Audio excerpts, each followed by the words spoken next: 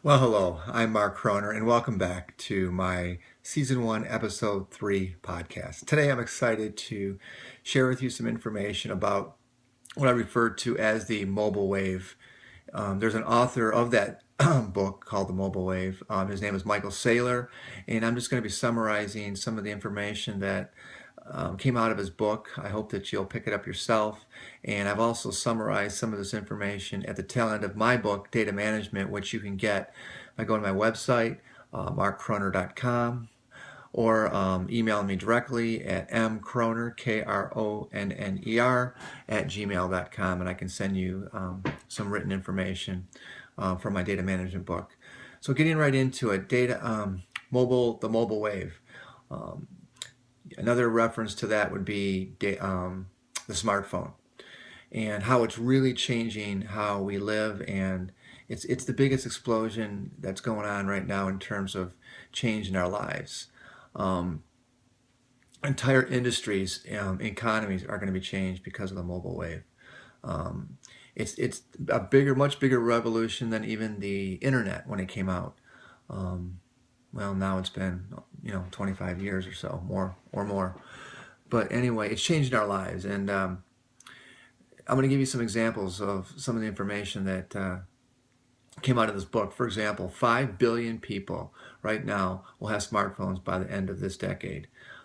This wave this change is 1,000 times bigger than the internet. People spend approximately 12 minutes making phone calls with their device every day, and approximately 77 minutes using their device to manage apps or programs. And I'm going to give you examples of those apps and things that people are using their devices for. There's 150 million users right now that just use Google Maps. Um, so one of the huge benefits of moving to electronic data exchange is we don't have to have as much natural resources used to print and publish the books, the magazines, and so on. Right now we use 4 billion trees a year to manage our our books and our magazines and newspapers, and we can reduce that, and it's hopeful that we'll reduce that by over 50% here over the next 10 years, which I'm excited about. Um, the other thing is the magnitude. Now that we can very easily publish our own data, you don't have to go through a major publishing clearinghouse. There are so many more titles available that you can locate and find also through powerful search engines. Right now there's approximately 2.2 million titles that you can look at and find on all subjects of interest. So we've never had more information available to us. I think the key is to find information that's reliable, and you have to look at the source, of course. But there's a lot of information out there. People like myself that also want to share with you through written word, through video podcasts.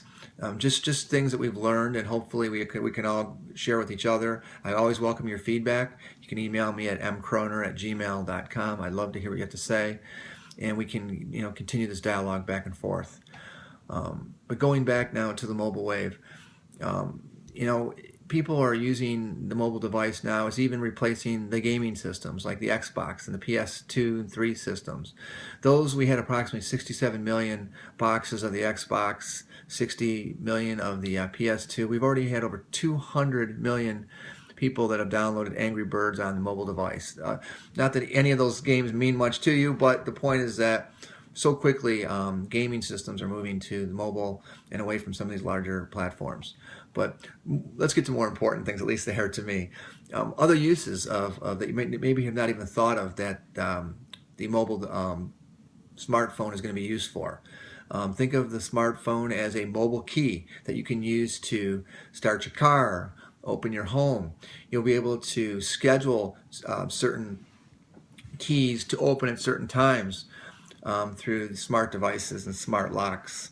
You can even send a software key to a friend or family and say, that smart key will work to unlock my home over this period of time. Maybe a week I'm on vacation, then it will expire. So it really makes the old metal key seem archaic with smart locking systems, which you can control through your mobile device. Mobile identity right now is a huge issue. We lose millions of dollars every year because of inadequate identification. everything from how Social Security cards, health cards are managed. A doctor will call in a prescription, and there's really no great way to identify that person. And through mobile devices and mobile technology, the exchange between the doctors, the pharmacies, back to the care centers will be much more integrated and secured through this new technology. So I think that's exciting. People are starting to use their mobile devices even as a medium of exchange for purchasing. Cash is moving to digital. You're seeing that now with Apple Pay and other services that are coming out. So how we purchase things will be much more secured and digital. Let's see.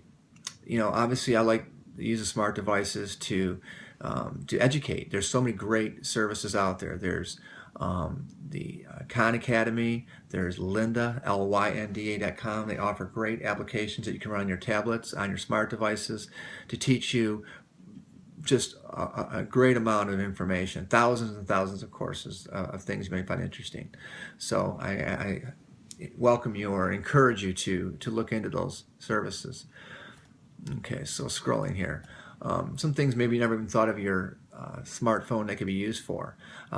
You can install an app, something like I was one time installing something and I needed to level it out. I installed a balancer, a leveler that you can put on your smart device, and as you put your phone up to a line or whatever, you can tell whether it's level or not. There's compasses.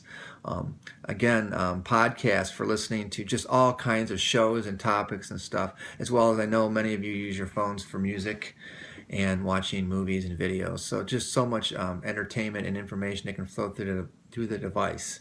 It's got the GPS, so not only can you get maps and directions, but turn by turn, so that you can keep your eyes on the road and not have to look at maps while driving. With many of us use our phones as alarm clocks. You can take notes, obviously, both written and oral, so you can talk into your phone. It can record all that information for later reference. Of course, there's texting, there's video, and so many other things. Let's see here. I think I've covered all the main topics, weather and so on. So I hope that I've perked your interest at least to appreciate where the technology is going and how you can use it in so many different ways besides just a phone. And I hope we can continue this conversation moving forward. But until next time, thanks again for joining me, and take care.